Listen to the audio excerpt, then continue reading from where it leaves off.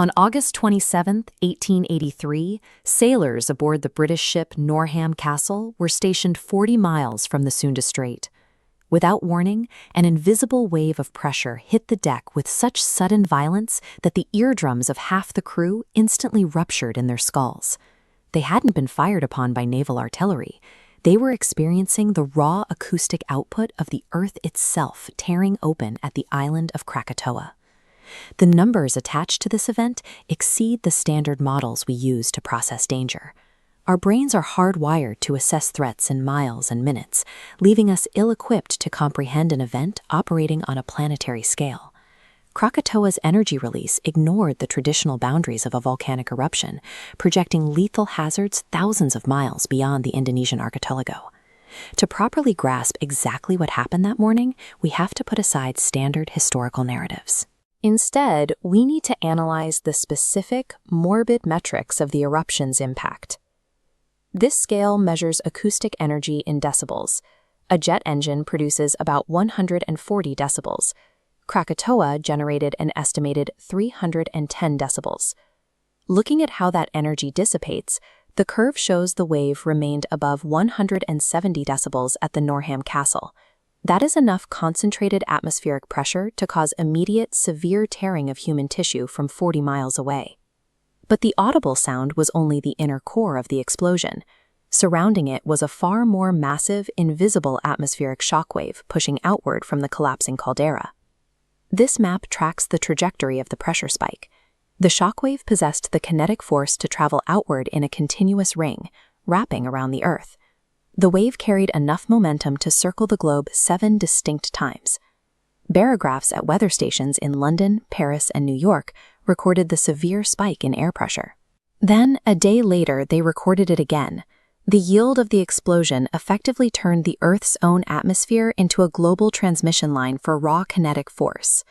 While the atmosphere carried the shockwave outward, the physical collapse of the volcano transferred millions of megatons of energy directly downward into the ocean. The seafloor ruptured, instantaneously displacing cubic miles of water.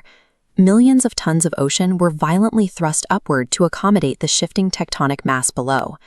If we look at this velocity comparison, normal ocean currents barely register. In the deep open water, the tsunamis generated by Krakatoa achieved velocities of over 400 miles per hour, matching the cruising speed of a commercial jet. In deep water, these waves were fast but relatively low in height. However, as those high-velocity masses of water slammed into the coastal shelves of Java and Sumatra, the friction slowed the front of the wave, forcing the volume behind it to stack vertically.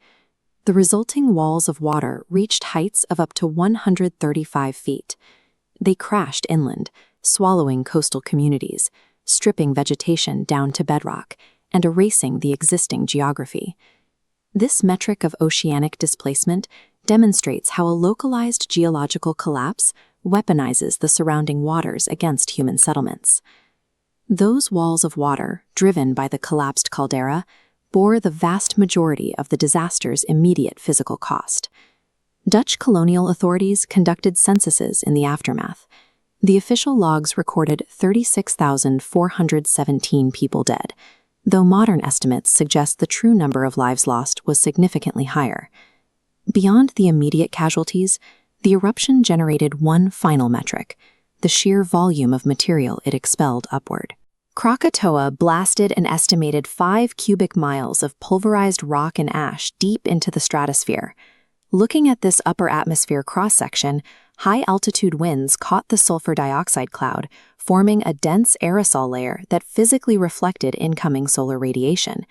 Consequently, global average temperatures experienced a sharp, measurable drop of 2.2 degrees Fahrenheit.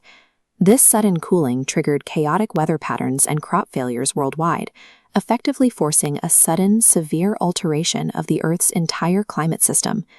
These specific metrics, from ruptured eardrums to falling temperatures, align to reveal the inner workings of a singular planetary mechanism. The data reveals a highly sensitive, completely interconnected system where atmospheric pressure and oceanic currents link every continent together. A geological collapse in the Sunda Strait eventually reaches every corner of the map. Measured by barometers in New York, and felt in the form of ruined harvests across the Northern Hemisphere. The measurements taken in 1883 stand as a permanent, data-backed record of our extreme physical fragility. Our civilization exists at the absolute mercy of the cataclysmic forces shifting beneath our feet, waiting for the inevitable moment they rewrite the metrics of our world once again.